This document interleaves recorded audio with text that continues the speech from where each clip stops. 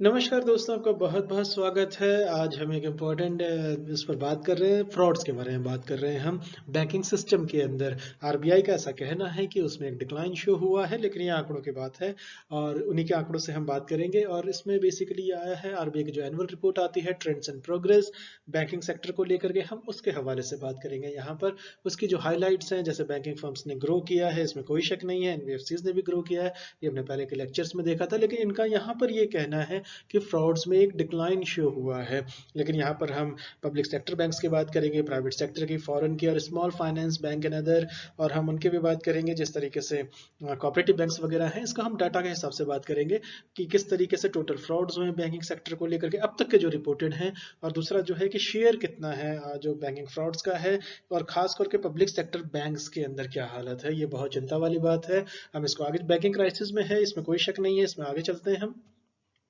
इसमें जो आरबीआई का ऐसा कहना है कि एक इंक्रीज सुपरविजन की तरफ आरबीआई ने बहुत अच्छे स्टेप्स लिए हैं। आरबीआई ने खुद की पीठ थपथपाई है और उसने ये कहा है कि जो फ्रॉड्स हैं बैंकिंग सिस्टम के अंदर, इसमें कमी देखी गई है, लेकिन पूरी तरीके से हट नहीं पाए हैं, ट्रांसपेरेंसी नहीं आ पाई है। तो ये इसको लेकर के, लेकिन बहरहाल इन्होंने आरबीआई ने ऐसा कहा है, खुद की पीठ थपथपाई है। तो इन्होंने ये कहा है कि जो ऑपरेशनल रिस्क होता है, ये जो है सबसे बड़ा सोर्स निकल करके आया है, जो एक मेजर सोर्स ऑफ रिस्क है जो फ्रॉड्स में आते हैं। यानी कि जो ऑपरेशनल रिस्क का क्वेश्चन ये पूछा जा सकता है बैंकिंग में भी और यूपीएससी में भी। जो इस रिपोर्ट के अनुसार कौन सा सबसे बड़ा जो सोर्स रिस्क निकल करके आया था, आपको ऑप्शंस लिस्ट कर दिए जाएंगे, उसमें एक होगा ऑपरेशनल रिस्क। तो ऑपरेशनल रिस्क जो है, इसको आरबीआई ने ऐसा कहा है, ये इसकी एक फाइंडिंग है। तो इनकी जो रिपोर्ट है, trends and progress report of RBI है, इन्होंने कहा कि 98% जो फ्रॉड है वो टर्म्स ऑफ वैल्यूज में है। ये रिलेट है डायरेक्टली टू लोन्स को, यानी कि जो लोन से रिलेटेड है वो 98% फ्रॉड्स हैं। और जो इनकी जो अकरेंस है, ये पिछले कुछ सालों से सक्रिय रहे हैं। तो ये आरबीआई की दूसरी महत्वपूर्ण फाइंडिंग है। पहली महत्वपूर्ण फाइंडिंग ये थी कि ऑपरेशनल रिस्क जो है वो सबसे बड़ा मेजर सोर्स ऑफ रिस्क है, या फ्रॉड्स के लिए जो सबसे बड़ा एक तरीके से कारण है या रीजन है। और दूसरा ये है कि जो इन्होंने कहा है कि 98% जो फ्रॉड्स हैं वो डायरेक्टली लिंक्ड हैं लोन्स के साथ, और इनकी जो अकरेंस है या जिनकी पुनरावृत्ति है, ये पिछले काफी सालों से देखी जा रही है। यानी कि लोन कभी पास्ट में लिया गया हो, वो उस पर डिफॉल्ट करता चला गया हो। तो 98% जो है ये डायरेक्टली आपके लोन से रिलेटेड है। और इसके बाद जो इसके अगर हम कंसंट्रेशन की बात करें, कहाँ पर सबसे ज्यादा वैल्यू फ्रॉड्स हैं और जो एक तरीके से टॉप 50 क्रेडिट है, चलिए हम आंकड़ों पे बात कर लेते हैं। इसके बाद जो इन्होंने कहा है कि सबसे ज्यादा जो फ्रॉड्स की कंसंट्रेशन है, एक तरीके से कहाँ पर स्टिपुलेटेड है, तो इन्होंने ये कहा था कि जो रिलेटेड फ्रॉड्स हैं, ये करीब करीब आपका 76% जो टोटल अमाउंट्स है रिपोर्ट किया गया था फाइनेंशियल ईयर 2019-20 के अंदर। मैं फिर से बोलता हूँ कि 76% जो है ये एक तरीके का क्रेडिट रिलेटेड फ्रॉड है। यानी 76% जो है आपका क्रेडिट रिलेटेड फ्रॉड्स हैं, जो कि रिपोर्ट किए गए थे फ्रॉड्स का 2019-20 के अंदर, ऐसा आरबीआई का कहना है। इसके एक और फाइंडिंग समझ लीजिए। इसके बाद जो है कि इन्होंने ये कहा है कि जो बैंकिंग रेगुलेशनशिप है, जो डेट ऑफ सैंक्शन जो क्रेडिट की दी जाती है, इसमें जो है काफी पुराने पाए गए हैं, ऐसा आरबीआई का कहना है। इन्होंने कहा जो 80% जो फ्रॉड्स हैं जो रिपोर्ट किए गए हैं, अब यहाँ ध्यान दीजिएगा, पब्लिक सेक्टर बैंक्स में, यानी कि जो 80% फ्रॉड्स हैं जो रिपोर्ट किए गए हैं पब्लिक सेक्टर बैंक्स के द्वारा, इनका जो टोटल रिपोर्टिंग के अंदर है, इसमें एक डिक्लाइन शो हुआ है।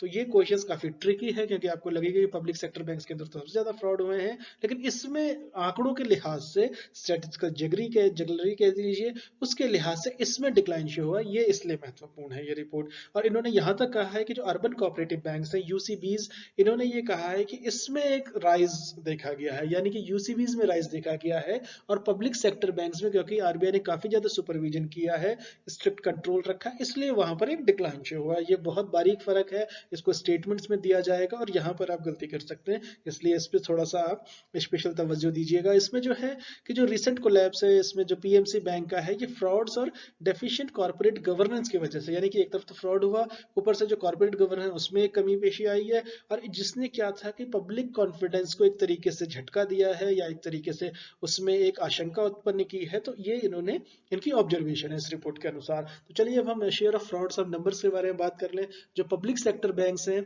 जो वो सब 52.5% है।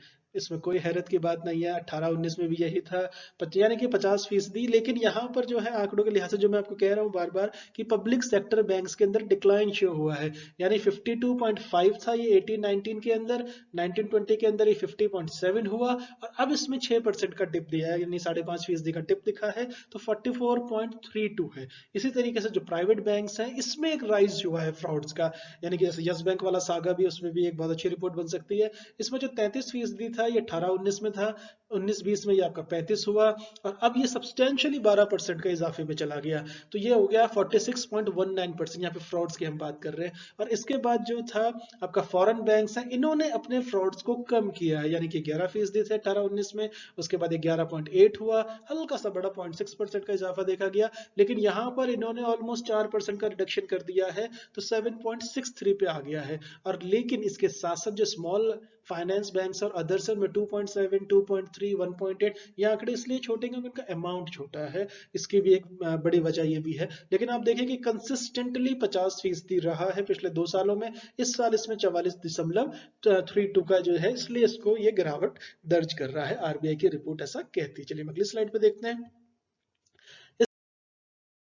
इसके बाद जो कहा जा रहा है कि शेयर ऑफ फ्रॉड्स जो है अमाउंट के हिसाब से कितना है, यानी पब्लिक सेक्टर बैंक्स अमाउंट देख लीजिए, जो मैं आपको कह रहा था ना बड़ा बारीक सा फर्क है। अब 18-19 में देखिए 88% था, यानी 88.5, 88.5% था, 19-20 में 79.9 हुआ, और ये फिर से कम हो गया है, 73.93 हो गया है टोटल अमाउंट को जो रिपोर्ट किया गया है। प्राइवेट बैंक्स का जो शेयर है वो बढ़ गया है, 9.4 से 24.05 हो गया है, इसमें यस बैंक एक ज्वलंत एग्जाम्पल है। फिर फॉरेन बैंक्स ने जो है कि उन्होंने अपना कम किया है, और इसी तरीके से स्मॉल एंड फाइनेंस बैंक्स में 0.8 था, ये 0.14 हुआ है। लेकिन आंकड़ों के लिहाज से देखें 88.5 से 73.93 हुआ है, ये इस लिहाज से ये इंपॉर्टेंट है।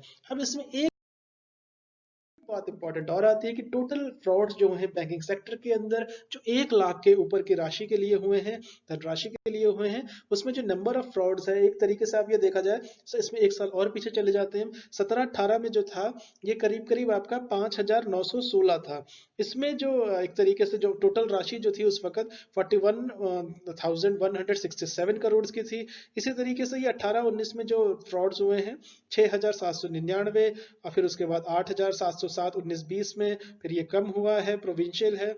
और उसके बाद जो अब जो फिगर आई है 3,488 है, जो टोटल अमाउंट इन्वॉल्व है 64,681, यानी कि आप देखें 44,167 से जो 17-18 में था, अब ये बढ़ करके 64,681। इसमें मैंने पूरी डिटेल फीचर कवर की है, 1-2 महीने पहले मैंने बनाया था, उसमें आपको आंकड़ों के लिहाज से प्रॉपर मिल जाएगा कि किस तरीके के फ्रॉड्स और बैंकिंग सेक्टर का जो क्राइसिस है जो आने वाला है, जो चल रहा है, उसमें क्या हो सकता है। तो ये सारी बातें हैं इसमें जो फ्रॉड्स हैं, लेकिन बहरहाल आंकड़ों के लिहाज से आरबीआई ने बहुत बखूबी अपनी पीठ थपथपाई है। इन्होंने कहा है कि हमने बहुत अच्छा सुपरविजन किया है, इसमें कमी देखी गई है। लेकिन ये कमी है क्यों, इसको लेकर के भी मैंने वो लेक्चर बनाया था कि आरबीआई ने क्या रेसिपी सजेस्ट की है, बैंकों को क्या करना चाहिए, क्योंकि काफी सारे जो मेथड्स हैं वो सबको पता है, लेकिन ये हो क्यों नहीं रहा है, क्यों इनसाइडर्स की वजह से ऐसा हो जा रहा है, क्यों कॉर्पोरेट की दखल अंदाजी से ये इस तरह की चीजें देखने में आ रही है, और लगातार देखने में आ रही है, और बार बार देखने में आ रही है, इनकी पुनरावृत्ति हो रही है। तो इसको रोकने के लिए कड़े कदम उठाने की आवश्यकता है, इसमें कोई दो राय नहीं है। लेकिन बहरहाल आंकड़ों के लिहाज से एग्जाम के पर्सपेक्टिव से ये सारी बातें इंपॉर्टेंट है।